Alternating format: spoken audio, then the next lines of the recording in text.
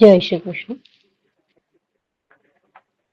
गुरुर्ब्रह्मा गुरुर्विष्णुः गुरुर्देवो महेश्वरः गुरुः साक्षात् परब्रह्म तस्मै श्री नमः। कृष्णाय वासुदेवाय हरये परमात्मने प्रणतक्लेशनाशाय गोविन्दाय नमो नमः। नमामि सद्गुरुं शान्तं सच्चिदानन्दविग्रहं पूर्णब्रह्मपरानन्दम् ईशमानन्दिवल्लभम्। ॐ पार्थाय प्रतिबोधितां भगवता नारायणेन स्वयं व्यासेन ग्रथितां पुराणमुनिना मध्ये महाभारतम् अद्वैतामृतवर्षिणीं भगवतीम् अष्टादशाध्यायिनीम् अम्ब त्वामनुसन्दधामि भगवत् गीते भवद्वेषिणि। नमोऽस्तु ते व्यासविशालबुद्धे फुल्लारविन्दायतपत्रनेत्र येन त्वया भारततैलपूर्णः प्रज्वालितो ज्ञानमयः प्रदीपः प्रपन्नपारिजाताय स्तोत्रवेत्रैकपाणये ज्ञानमुद्राय कृष्णाय गीतामृतदुहे नमः। नारायणं नमस्कृत्य नरं चैव नरोत्तमं देवीं सरस्वतीं व्यासं ततो जयमुदीरये। जय श्री कृष्ण। अथ षण्वत्यधिक शततमोऽध्याय सेदुक और वृषदर्भ का चित्र।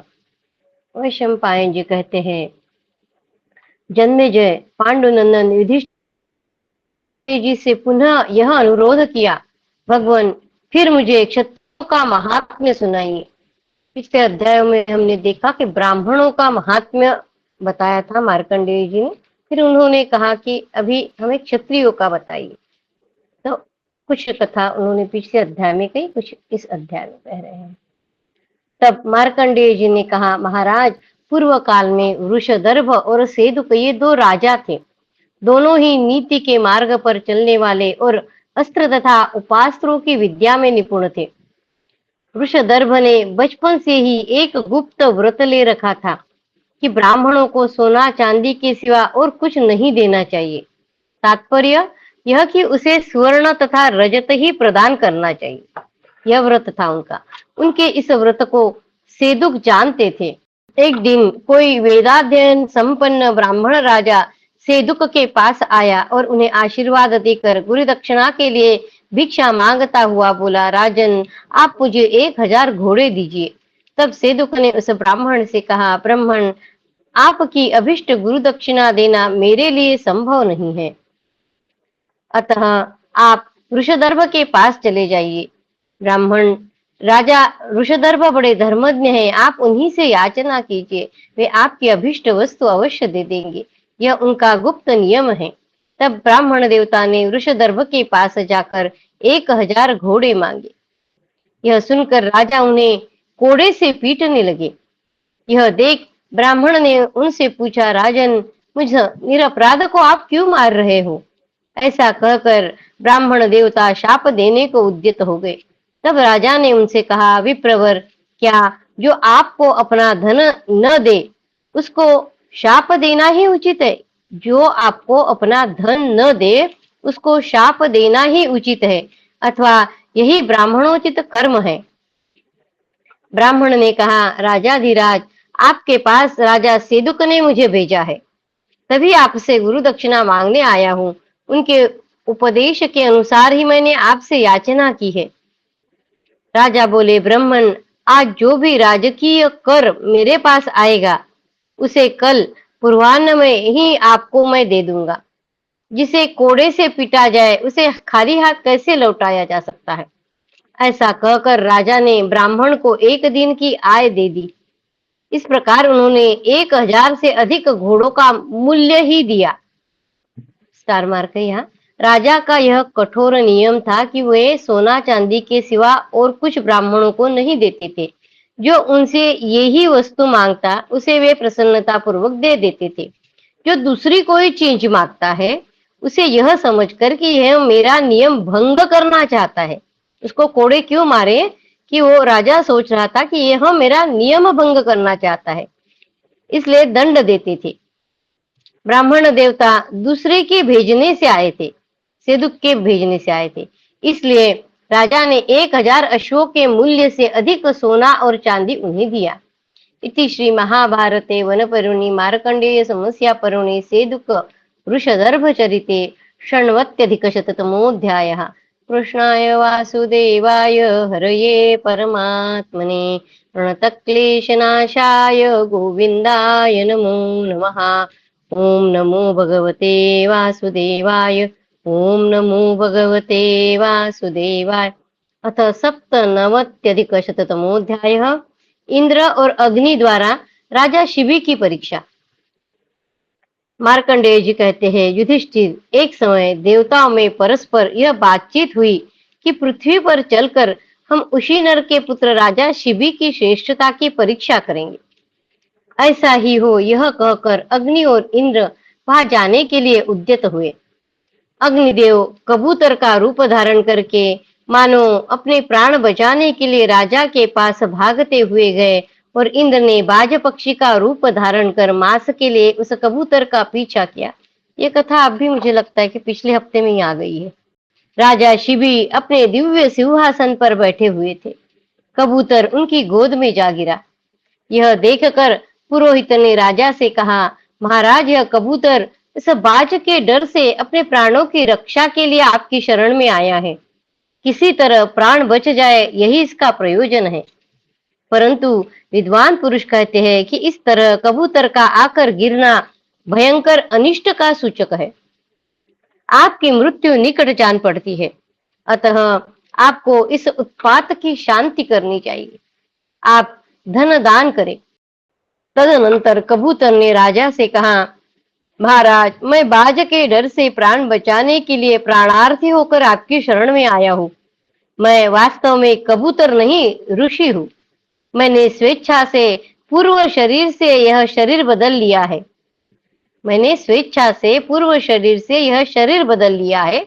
ऋषि थे, कबूतर बन गए हैं। प्राण रक्षक होने के कारण आप ही मेरे प्राण हैं। मैं आपकी शरण में हूँ, मुझे बचाइए। क्योंकि उनके पीछे वो बाज लगा है। मुझे ब्रह्मचारी समझिए। मैंने वेदों का स्वाध्याय करते हुए अपने शरीर को दुर्बल किया है। मैं तपस्वी और जितेंद्रिय हूँ। आचार्य के प्रतिकूल कभी कोई बात नहीं करता हूँ। इस प्रकार मुझे योग युक्त और निष्पाप जानिए। कबूतर बोल रहा है शिबी राजा से। मैं वेदों का प्रवचन और छंदों का संग्रह करता हूँ। मैंने संपूर्ण वेदों के एक एक अक्षर का अध्ययन किया है।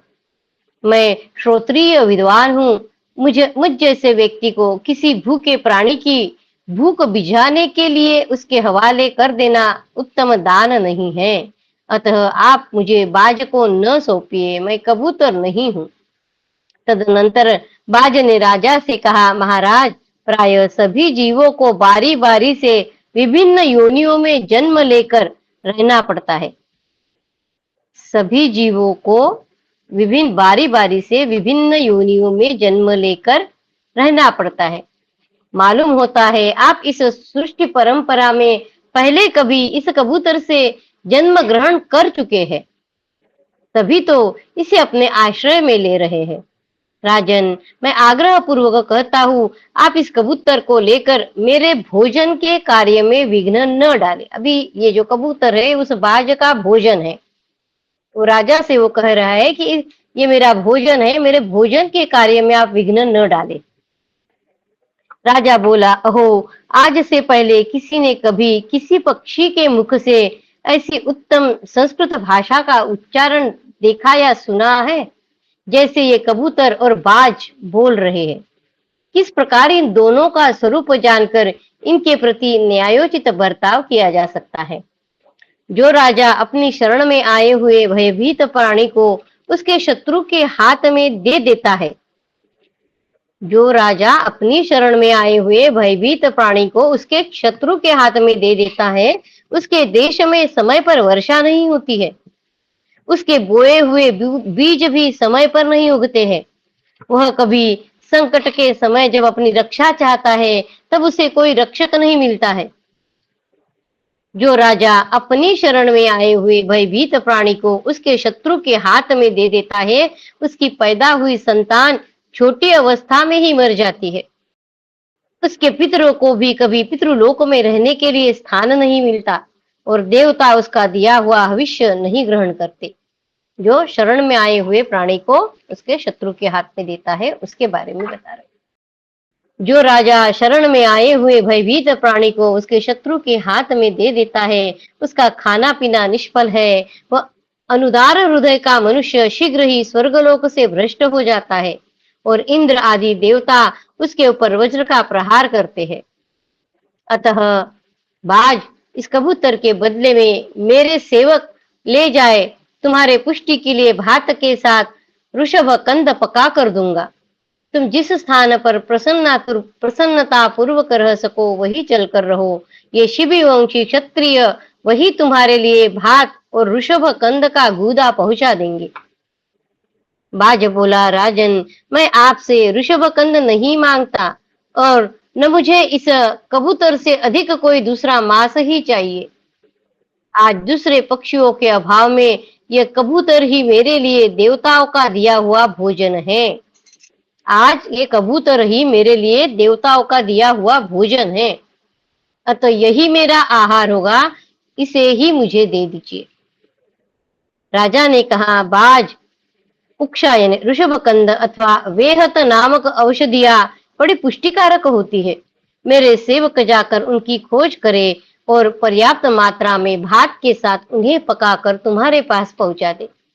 भयभीत कपोत के बदले में मेरे पास से मिलने वाला यह उचित मूल्य होगा, इसे ले लो, किंतु इस कबूतर को न मारो।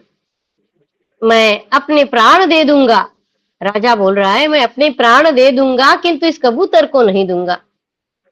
बाज, क्या तुम नहीं जानते यह कितना सुंदर, स्वयं कैसा भोला भाला है। अब तुम यहाँ व्यर्थ कष्ट न उठाओ, मैं इस कबूतर को किसी तरह तुम्हारे हाथ में नहीं दूंगा। जिस कर्म से शिवी देश के लोग प्रसन्न होकर मुझे साधुवात देते हुए मेरी भूरी भूरी प्रशंसा करे, जिससे मेरे द्वारा तुम्हारा भी प्रिय कार्य बन सके, वह बताओ। उसी के लिए मुझे आज्ञा दो, मैं वही करूंगा। बाज बोला, राजन, अपनी दाई जांघ से उतना ही मांस काट कर दो जितना इस कबूतर के बराबर हो सके। ऐसा करने से कबूतर की भली भांति रक्षा हो सकती है। इसी से शिवी देश की प्रजा आपकी भूरी भूरी प्रशंसा करेगी और मेरा भी प्रिय कार्य संपन्न हो जाएगा।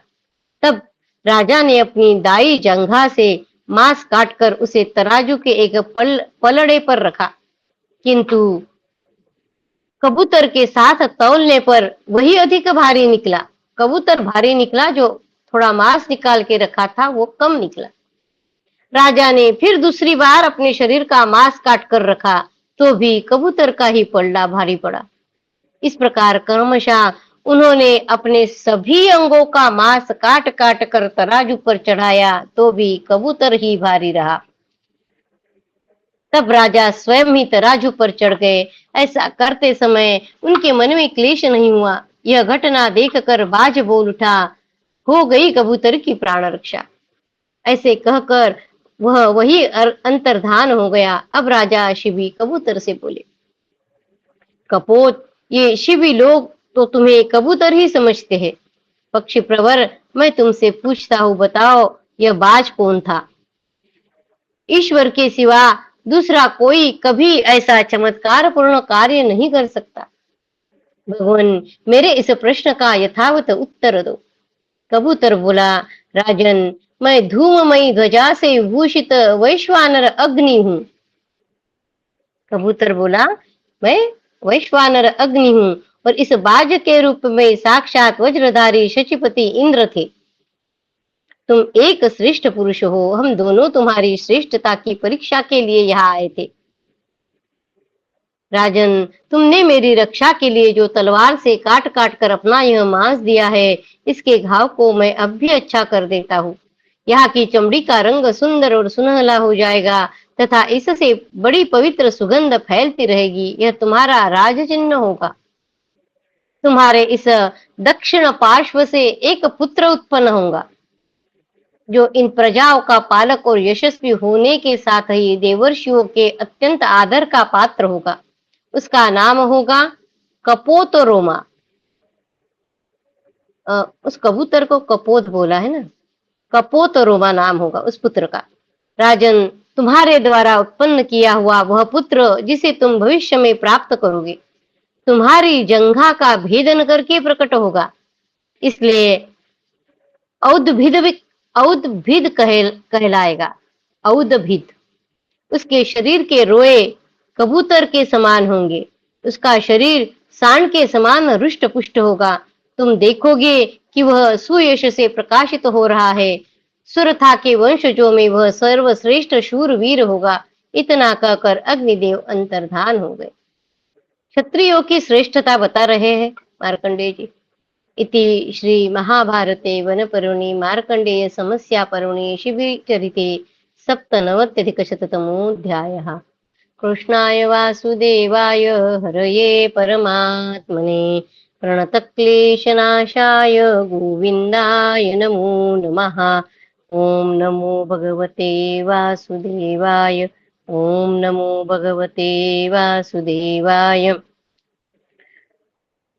अथ अष्टनवत्यधिकशततमोऽध्यायः। देवर्षि नारद द्वारा शिबि की महत्ता का प्रतिपादन। वैशंपायन जी कहते हैं, जन्मेजय पांडुनंदन युधिष्ठिर ने मार्कंडेय जी से पुनः प्रार्थना की, मुने क्षत्रिय नरोषों के महात्म का पुनः वर्णन कीजिए। तब मार्कंडेय जी ने कहा, धर्मराज, विश्वामित्र के पुत्र अष्टक के अश्वमेध यज्ञ में सब राजा पधारे थे। दूसरी कथा। विश्वामित्र के पुत्र अष्टक के अश्वमेध यज्ञ में सब राजा पधारे थे। अष्टक के 3 भाई प्रतरदन, वसुमना और उशीनर पुत्र शिबि उस यज्ञ में आए थे।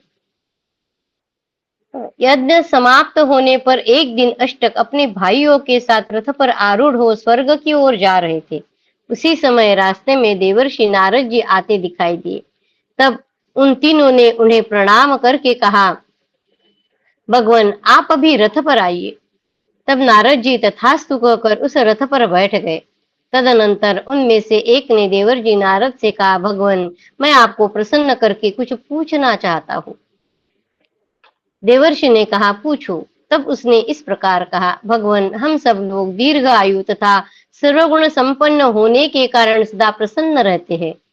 हम चारों को दीर्घ काल तक उपभोग में आने वाले स्वर्ग लोक में जाना है, किंतु वहां से सर्वप्रथम कौन इस भूतल पर उतर आएगा? हम चारों को दीर्घ काल तक उपभोग में आने वाले स्वर्गलोक में जाना है, किंतु वहां से सर्वप्रथम कौन इस भूतल पर उतर आएगा? देवर्षि ने कहा, सबसे पहले अष्टक उतरेगा। वो 3 भाई है और शिबि है। फिर उसने पूछा, क्या कारण है कि अष्टक ही उतरेगा सबसे पहले? तब नारद जी ने कहा, एक दिन मैं अष्टक के घर ही ठहरा था। उस दिन अष्टक मुझे रथ पर बिठाकर भ्रमण के लिए ले जा रहे थे। मैंने रास्ते में देखा, भिन्न भिन्न रंग की कई हजार गौएं पृथक पृथक चर रही है। उन्हें देखकर मैंने अष्टक से पूछा, ये किसकी गौएं है? उन्होंने उत्तर दिया, ये मेरी दान की हुई गौएं है। इस प्रकार वे स्वयं अपने किए हुए दान का बखान करके आत्मश्लाघा करते हैं, इसलिए उन्हें स्वर्ग से पहले उतरना पड़ेगा। उन्होंने ही दान दिया है और उस जो दान उन्होंने दिया उसका वो बखान कर रहे हैं। इसको आत्मश्लाघा बोलते हैं। हमने कुछ अच्छा काम किया है तो हम उस सबको बताते जाएंगे कि मैंने ऐसा किया, मैंने ऐसे किया। खुद के ही किया हुआ अच्छे कर्म का आत्मश्लाघा बोलते हैं। तो वैसे उस राजा ने किया है, अष्टक ने, इसलिए इन्हें स्वर्ग से पहले उतरना पड़ेगा। तत्पश्चात उन लोगों ने पुनः प्रश्न किया, यदि हम शेष 3 भाई स्वर्ग में जाए तो सबसे पहले किसको करना पड़ेगा? देवर्षि ने उत्तर दिया, प्रतरदन को उतरना पड़ेगा। इसमें क्या कारण है? ऐसा प्रश्न होने पर देवर्षि ने उत्तर दिया, एक दिन मैं प्रतरदन के घर भी ठहरा था। ये मुझे रथ से ले जा रहे थे। उस समय एक ब्राह्मण ने आकर इनसे याचना की, आप मुझे एक अश्व दे दीजिए। तब उन्होंने ब्राह्मण को उत्तर दिया, लौटने पर दे दूंगा। ब्राह्मण ने कहा, नहीं, तुरंत दे दीजिए। अच्छा, तो तुरंत ही लीजिए, यह कहकर उन्होंने रथ के दाहिने पार्श्व का घोड़ा खोलकर उसे दे दिया। इतने में ही एक दूसरा ब्राह्मण आया। उसे भी घोड़े की ही आवश्यकता थी। जब उसने याचना की तब राजा ने पूर्ववत उससे भी यही कहा कि लौटने पर दूंगा, परंतु उसने भी आग्रह करने पर उन्होंने उनके रथ के वाम पार्श्व का घोड़ा दिया। फिर वे आगे बढ़ गए। तदनंतर एक घोड़ा मांगने वाला दूसरा ब्राह्मण आया। उसने भी जल्दी ही मांगा। तब राजा ने उसे बाएं धुरे को बोझा ढोने वाला अश्व खोलकर दे दिया। तत्पश्चात जब वे आगे बढ़े तब फिर एक अश्व का इच्छुक ब्राह्मण आ पहुंचा। उसके मांगने पर राजा ने कहा, मैं शीघ्र ही अपने लक्ष्य तक पहुंचकर घोड़ा दे दूंगा। ब्राह्मण बोला, मुझे तुरंत चाहिए। तब उन्होंने ब्राह्मण को अश्व देकर स्वयं रथ का धुरा पकड़ लिया और कहा, ब्राह्मणों के लिए ऐसा करना सर्वथा उचित नहीं है। ये प्रतरदन दान देते हैं और ब्राह्मण की निंदा भी करते। उन्होंने दान तो दिया, जब जब ब्राह्मण आए अच्छा दान दिया, अपने रथ के एक एक घोड़े निकाल कर दिए, पर जब चारों घोड़े दे देने के बाद में वो क्या कहते हैं, दान देने के बाद में क्या कहते हैं कि जिसको दान दिया उसको उसके बारे में कहते हैं कि इसने अच्छा काम नहीं किया, इसने जो मेरे से दान लिया है ये उचित नहीं है। इसका मतलब ये हो गया कि ब्राह्मण की उन्होंने निंदा भी की। दान तो दिया पर उसकी निंदा भी की है। अतः वह निंदा युक्त वचन बोलने के कारण पहले इन्हीं को स्वर्ग से उतरना पड़ेगा। काम क्या हुआ, दान तो दिया था पर निंदा युक्त वचन बोला है, इसलिए स्वर्ग से उनको उतरना पड़ेगा। पहले आत्मश्लाघा का बताया, अभी ये निंदा युक्त वचन बोलने के कारण ये उतरेगा। तब पुनः प्रश्न किया गया, हम शेष दो भाई जो रहे हैं उनमें से कौन पहले स्वर्ग से नीचे उतरेगा? देवर्षि ने उत्तर दिया, वसुमना। तब उन्होंने पूछा, इसका क्या कारण है? नारद जी बोले, एक दिन मैं घूमता घामता वसुमान के घर पहुंचा। तीसरा भी उस दिन उनके यहाँ स्वस्ति वाचन हो रहा था। राजा के यहाँ एक ऐसा रथ था जो पर्वत, आकाश, समुद्र और दुर्गम स्थानों पर भी सुगमता से आ जा सकता था। उसका नाम पुष्प रथ। मैं उसी के प्रयोजन से राजा के यहाँ गया था। जब ब्राह्मण लोग स्वस्ति वाचन कर चुके तब राजा ने ब्राह्मणों को अपना वह रथ दिखाया। उस समय मैंने उस रथ की बड़ी प्रशंसा की। राजा बोले, भगवान, आपने इस रथ की प्रशंसा की है, अतः यह रथ आप ही का है। नारद जी पूछ रहे सब। तदनंतर एक दिन और मैं राजा के यहाँ उपस्थित हुआ। पुनः मेरे जाने का उद्देश्य पुष्प रथ को प्राप्त करना ही था। उस दिन भी राजा ने बड़ी आव भगत के साथ कहा, भगवान, यह रथ आपका ही है। फिर तीसरी बार मैंने उनके यहाँ जाकर स्वस्ति वचन का कार्य संपन्न किया। राजा ने ब्राह्मणों को उस रथ का दर्शन करते हुए मेरी ओर देख कर कहा, भगवान, आपने पुष्प रथ के लिए अच्छे स्वस्ति वाचन किए। आपने पुष्प रथ के लिए अच्छे स्वस्ति वाचन किए। ऐसा कहकर भी उन्होंने रथ नहीं दिया। इस छल युक्त वचन से वसुमना ही पहले पहले स्वर्ग से पृथ्वी पर उतरेंगे। हर बार ये आपका ही है, आपका ही है ऐसे बोलते रहे, पर उनको दिया नहीं वो पुष्प रथ, उनको रथ नहीं दिया। इस छल युक्त वचन से ही वसुमना स्वर्ग से, यह भी एक किसी को कुछ चीज देंगे ऐसा बोलकर अगर हम नहीं दे रहे हैं, वो बात यहाँ पे है। आगे बढ़ेंगे। यदि आपके साथ हम में से एकमात्र शिवी को ही स्वर्गलोक में जाना हो तो वहां से पहले कौन उतरेगा?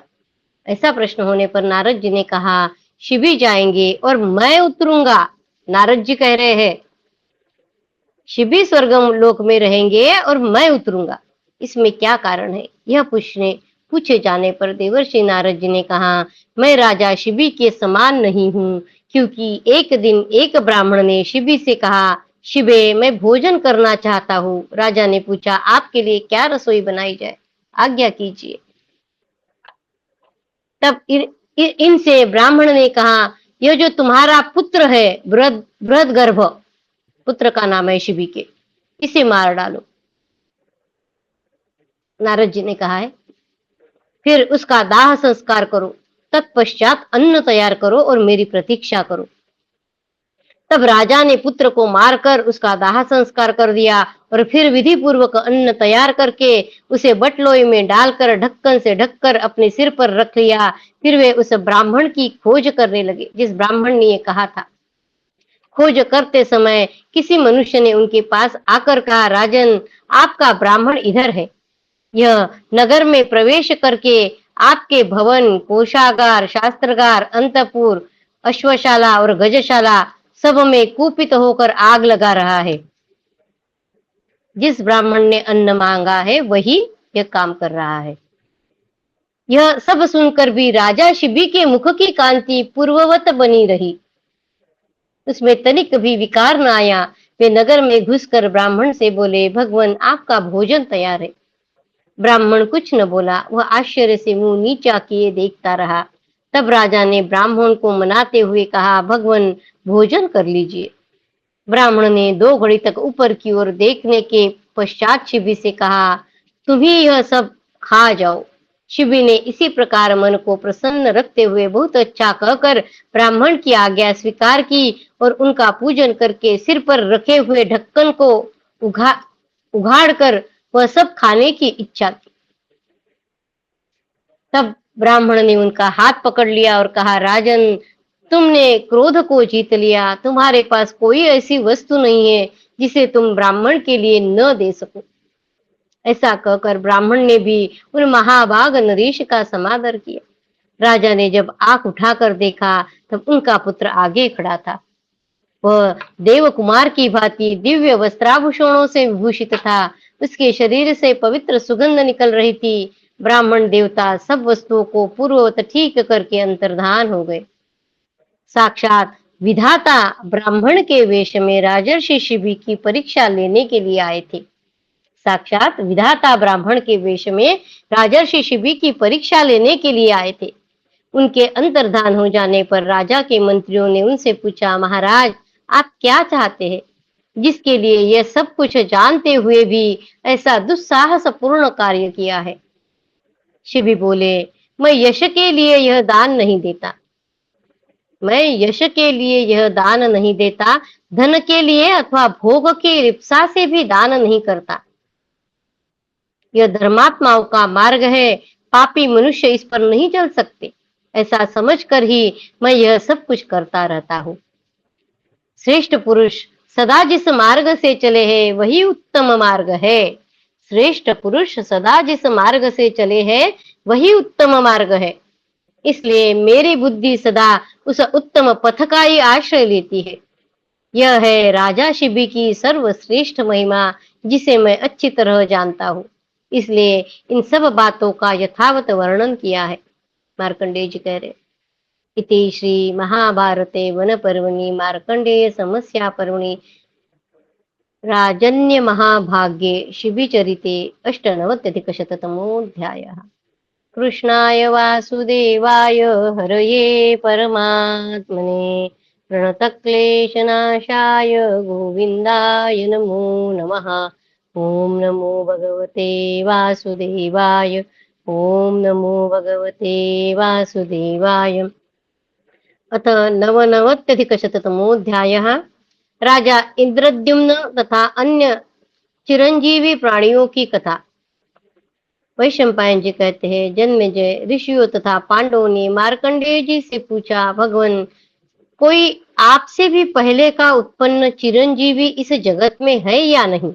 मार्कंडेय जी चिरंजीवी थे। हमने देखा कि चिरंजीवियों में यानी क्या सुख उनको प्राप्त होता है और क्या दुख उनके जीवन में आते हैं, यह भी प्रश्न उन्होंने पूछ लिया था। कोई आपसे भी पहले का उत्पन्न चिरंजीवी इस जगत में है या नहीं?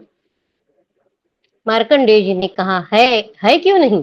सुनो, एक समय राजर्षि इंद्रद्युम्न अपना पुण्य क्षीण हो जाने के कारण यह कर स्वर्गलोक से नीचे गिरा दिए गए थे कि जगत में तुम्हारी कीर्ति नष्ट हो गई है।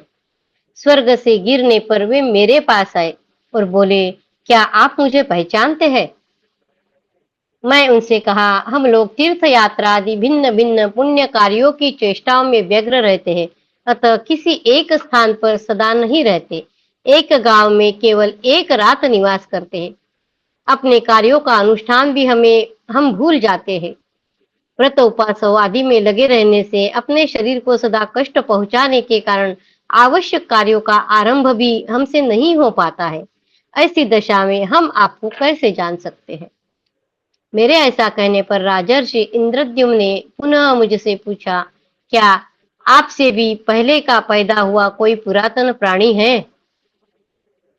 तब मैंने उन्हें पुनः उत्तर दिया, हिमालय पर्वत पर प्रावारकर्ण नाम से एक प्रसिद्ध एक उलूक निवास करता है।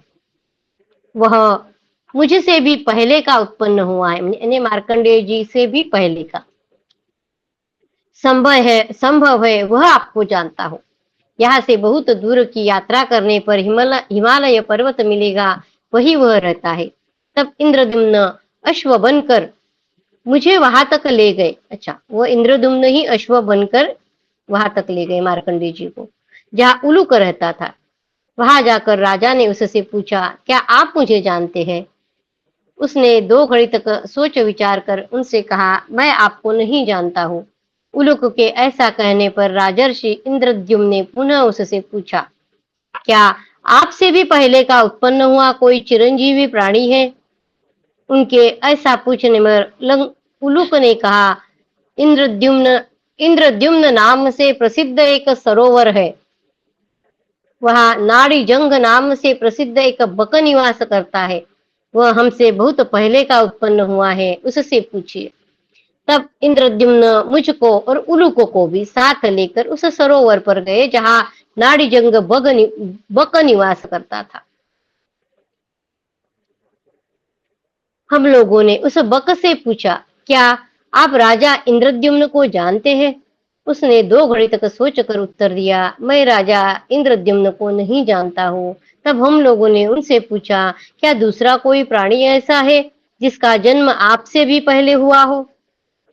उसने हमसे कहा, है, इसी सरोवर में अकुपार नामक एक कछुआ रहता है। वह मुझसे भी पहले उत्पन्न हुआ है। आप लोग उस अकुपार से ही पूछिए। संभव है वह इन राजर्षियों को किसी तरह जानता हो। तब उस बक ने अकुपार नामक कछुए को यह सूचना दी कि हम लोग आपसे कुछ अभिष्ट प्रश्न पूछना चाहते हैं, कृपया आइए। यह संदेश सुनकर वह कछुआ उस सरोवर से निकलकर वही आया जहां हम लोग तट पर खड़े थे। आने पर उससे हम लोगों ने पूछा, क्या आप राजा इंद्रद्युम्न को जानते हैं?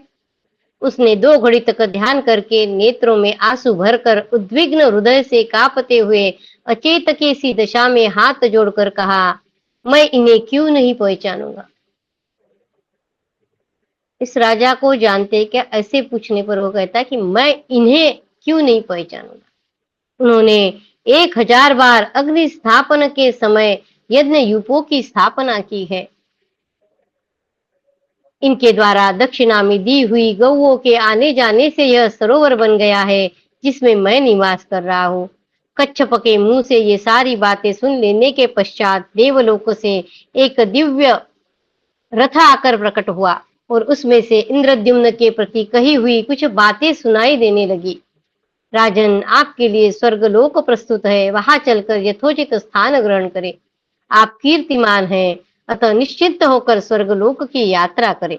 इस विषय में ये श्लोक बताया है। जब तक मनुष्य के पुण्य कर्म का शब्द भूलोक और देवलोक का स्पर्श करता है, जब तक दोनों लोकों में उसकी कीर्ति बनी रहती है, तभी तक वह पुरुष स्वर्गलोक का निवासी बताया जाता है। बात क्या थी कि वो जो राजा है वो नीचे गिर गया था स्वर्गलोक से।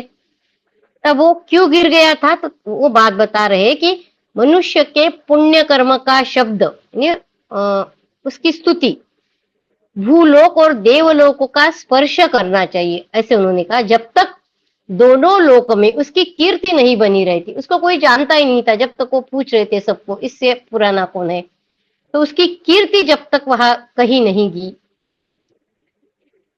उसकी कीर्ति बनी रहती है, तभी तक वह पुरुष स्वर्गलोक का निवासी बताया जाता है। एक बार फिर पढ़ेंगे ये इस विषय में।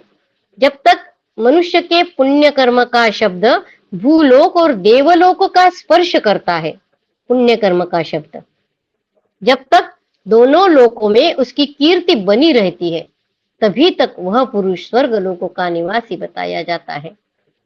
संसार में जिस किसी प्राणी की अपकीर्ति कही जाती है, जब तक उसके अपयश का शब्द गूंजता रहता है, तब तक के लिए वह नीचे के लोक में गिर जाता है। संसार में जिस किसी प्राणी की अपकीर्ति कही जाती है, जब तक उसके अपयश का शब्द गूंजता रहता है, तब तक के लिए वह नीचे के लोक में गिर जाता है। इसलिए मनुष्य को सदा कल्याणकारी सत्कर्मों में ही लगे रहना चाहिए। मनुष्य को सदा कल्याणकारी सत्कर्मों में ही लगे रहना चाहिए। इससे अनंत फल की प्राप्ति होती है। पाप पूर्ण चित्त या चिंतन या विचार का परित्याग करके सदा धर्म का ही आश्रय लेना चाहिए। देवदूत की यह बात सुनकर, ये उस देवदूत ने का जो रथ आया है स्वर्ग से उसे ले जाने के लिए, वो ये सब बातें बता रहे। देवदूत की यह बातें सुनकर राजा ने कहा, जब तक इन दोनों वृद्धों को इनके स्थान पर पहुंचा न दूं, तब तक ठहरे रहो। यह कहकर राजा ने मुझे तथा प्रावार कर्ण नामक उल्लू को यथोचित स्थान पर पहुंचा दिया और उसी रथ से स्वर्ग की ओर प्रस्थान करके वह यथोचित स्थान प्राप्त कर लिया। इस प्रकार मैंने चिरंजीवी होकर अनुभव किया है। यह बात पांडवों से मार्कंडेय जी ने कही। पांडव बोले, आपने यह बहुत अच्छा किया कि स्वर्ग लोक से भ्रष्ट हुए राजा इंद्रद्युम्न को पुनः अपने स्थान की प्राप्ति करवा दी। तब इनसे मार्कंडेय जी ने कहा, देवकी नंदन भगवान श्री कृष्ण भी नरक में डूबते हुए राजर्षि नृग को उस भारी संकट से छुड़ाकर फिर स्वर्ग में पहुंचा दिया था। नृग राजा को भी भगवान ने ऐसे ही स्वर्ग में पहुंचा दिया था। इति श्री महाभारते वन पर्वणि मार्कंडेय समस्या पर्वणि इंद्रद्युम्नोपाख्याने नवनवत्यधिकशततमोऽध्यायः। कृष्णाय वासुदेवाय हरये परमात्मने प्रणतक्लेशनाशाय गोविंदाय नमो नमः। ये बहुत अच्छा अध्याय है। अथ द्विशततमोऽध्यायः, उसका नाम ही सुन लो।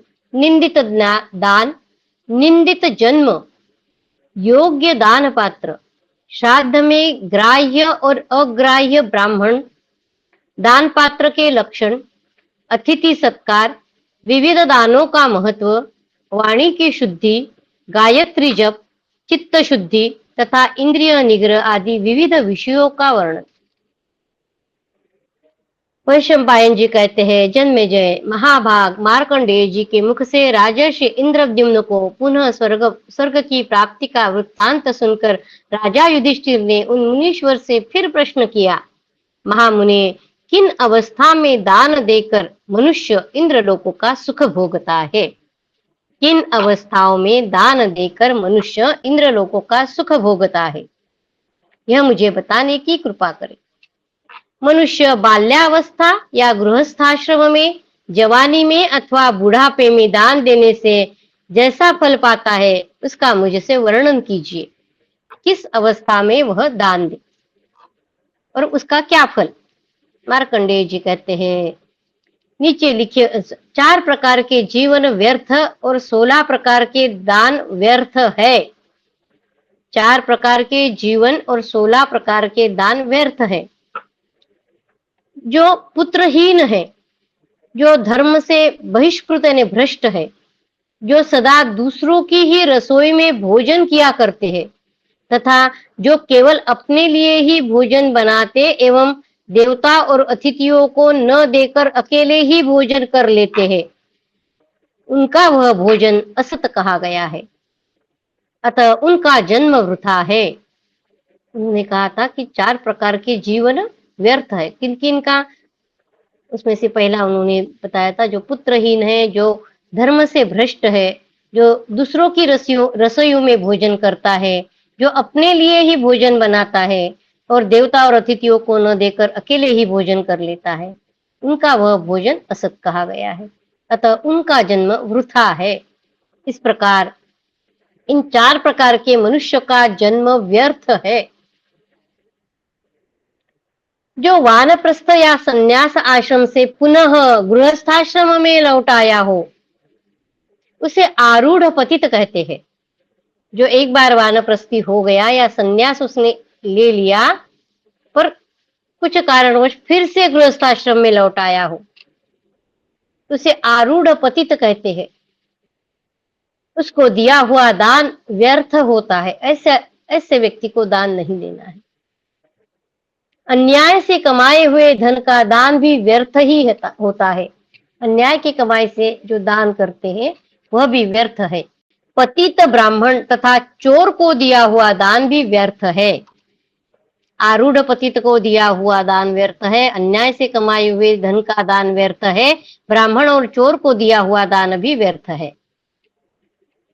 पिता आदि गुरुजन, मिथ्यावादी, पापी, कृतघ्न, ग्राम पुरोहित, वेद विक्रय यानी जो वेद पढ़ाकर उसका पैसा लेता है, वेद विक्रय करने वाले, शूद्र से यज्ञ कराने वाले,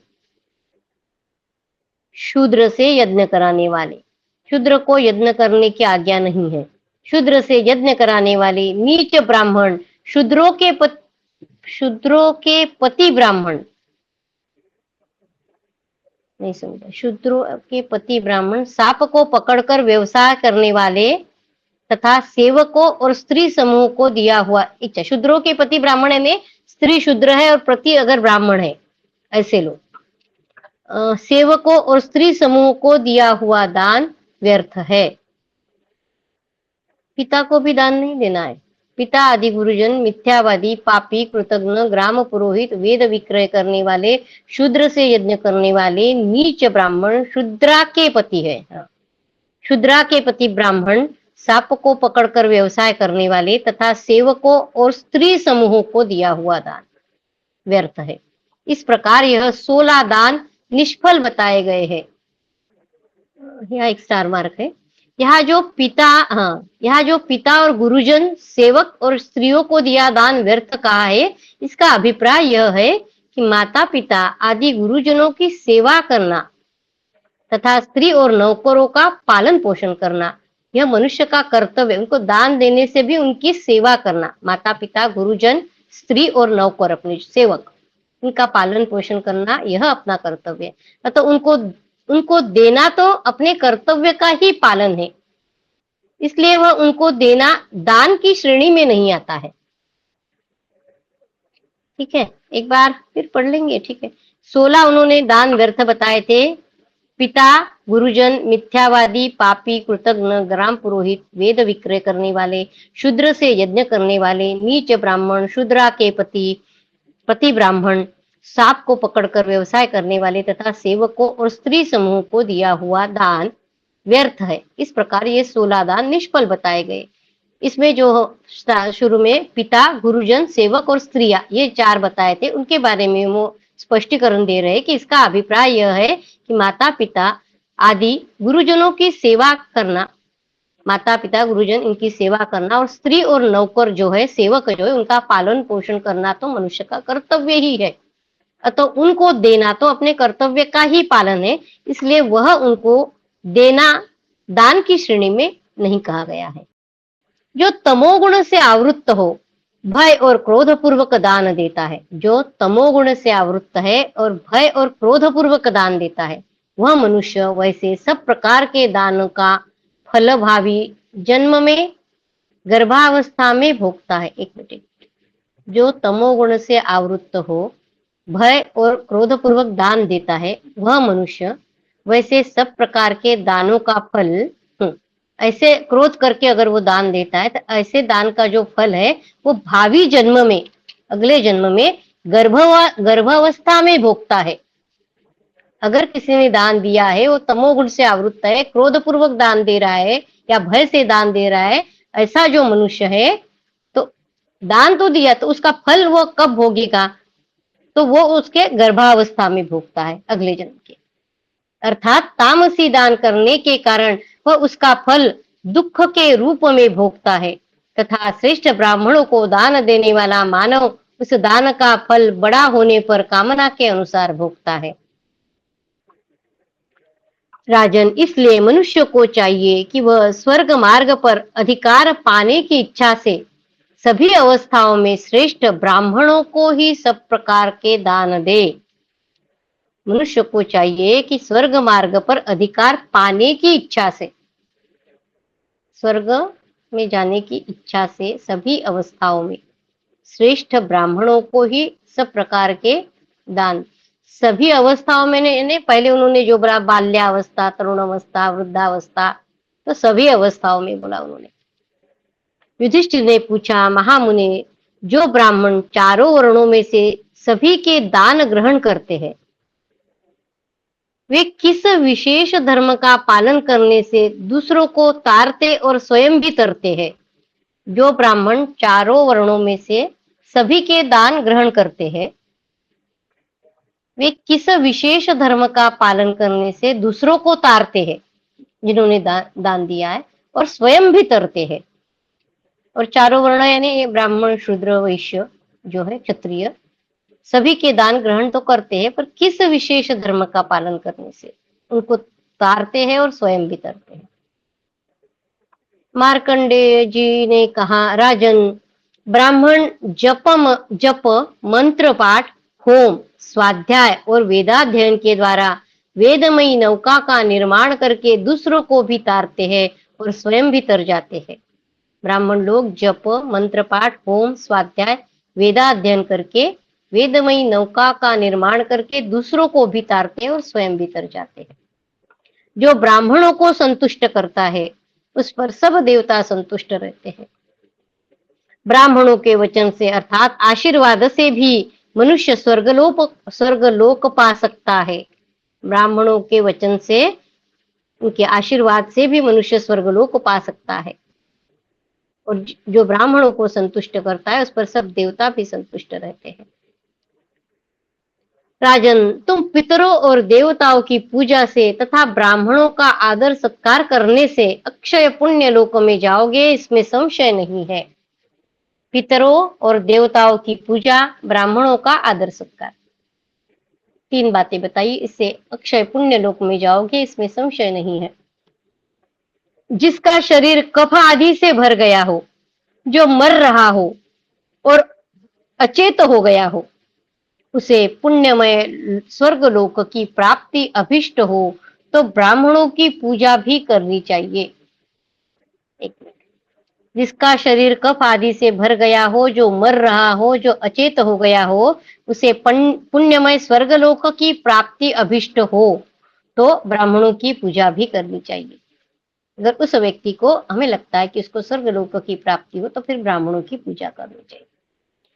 श्राद्ध काल में प्रयत्न करके उत्तम ब्राह्मणों को ही भोजन कराना चाहिए। उत्तम ब्राह्मणों को ही भोजन कराना चाहिए श्राद्ध में। जिनके, कैसे ब्राह्मण?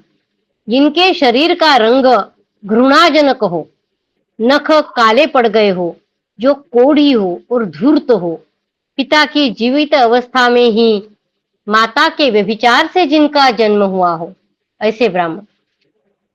पिता के जीवित होते हुए माता का व्यभिचार से उस ब्राह्मण का अगर जन्म हुआ हो, अथवा जो विधवा माता के पेट से पैदा हुआ हो और जो पीठ पर तर्कस बांधे क्षत्रिय वृत्ति से जीविका चलाता हो, ऐसा ब्राह्मण। ऐसे ब्राह्मणों को श्राद्ध में प्रयत्न पूर्वक त्याग दे, क्योंकि उनका भोजन कराने से श्राद्ध निंदित हो जाता है और निंदित श्राद्ध यजमान को उसी प्रकार नष्ट कर देता है जैसे अग्नि काष्ठ को जला डालती है। श्राद्ध में किन ब्राह्मणों को भोजन नहीं करवाना, ये बता रहे हैं। जिनके शरीर का रंग घृणाजनक हो, नख काले पड़ गए हो, जो कोढ़ी हो, धूर्त हो और पिता की जीवित अवस्था में माता के व्यभिचार से जिनका जन्म हुआ हो, अथवा जो विधवा माता के पेट से पैदा हुआ हो, अथवा जो पीठ पर तर्कस बांधे क्षत्रिय वृत्ति से जीविका चलाता हो, ऐसे ब्राह्मणों को श्राद्ध में प्रयत्न पूर्वक त्याग दे।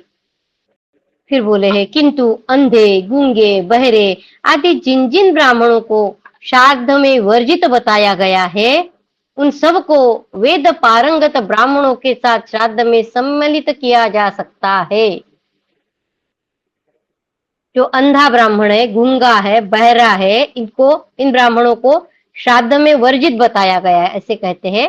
उन सबको वेद पारंगत ब्राह्मणों के साथ श्राद्ध में सम्मिलित किया जा सकता है, ऐसे कहा है। युधिष्ठिर, अब मैं तुम्हें यह बताता हूं कि कैसे व्यक्ति को दान देना चाहिए, जो दाता को अपने आप को भी तारने की शक्ति रखता हो। कैसे व्यक्ति को ज्ञान दे कि जो देने वाला है उसको भी और खुद को भी तार ले। संपूर्ण शास्त्रों का ज्ञाता मानव उसी ब्राह्मण को ज्ञान दे जो दाता को तथा अपना भी संसार सागर से उद्धार कर सके, वही शक्तिशाली ब्राह्मण है। कुंती नंदन, अतिथियों का भोजन कराने से अग्निदेव जितने संतुष्ट होते हैं, उतना संतोष उन्हें भविष्य का हवन करने तथा पुष्प और चंदन चढ़ाने से भी नहीं होता है। अतिथियों को भोजन कराने से अग्निदेव जितने संतुष्ट होते, उतना तो उस यज्ञ में उनको जितना भविष्य हवन किया जाता है या पुष्प चंदन चढ़ाने जाते, उससे नहीं होते हैं।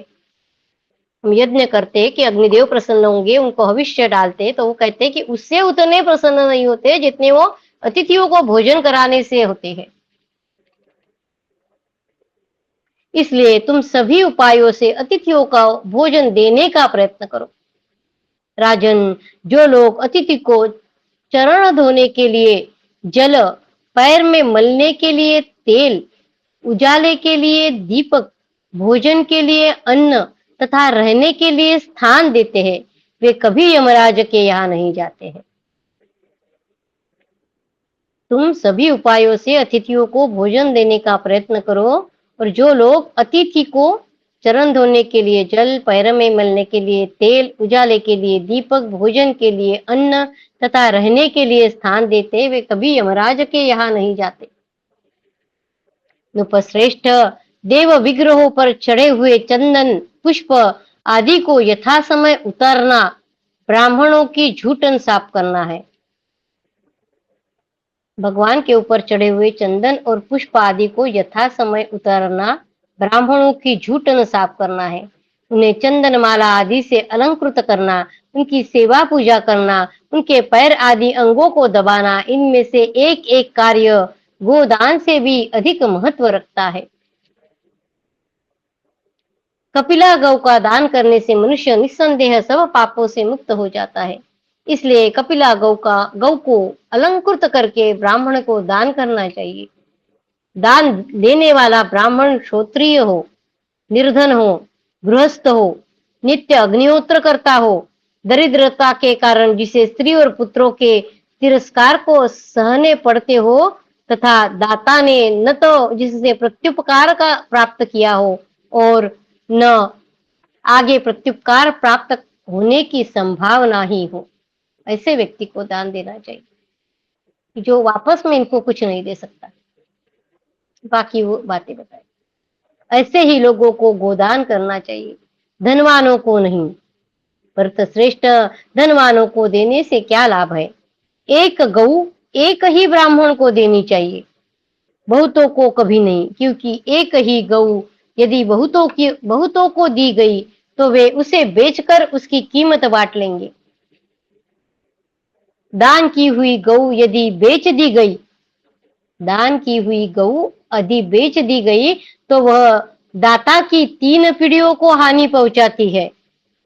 वह न तो दाता को ही पार उतारती है, न ब्राह्मण को ही।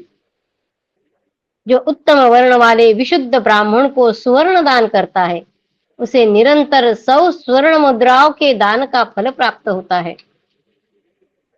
जो लोग कंधे पर जुआ उठाने में समर्थ बलवान बैल ब्राह्मण को दान करते हैं, वे दुख और संकट से पार होकर स्वर्गलोक में जाते हैं।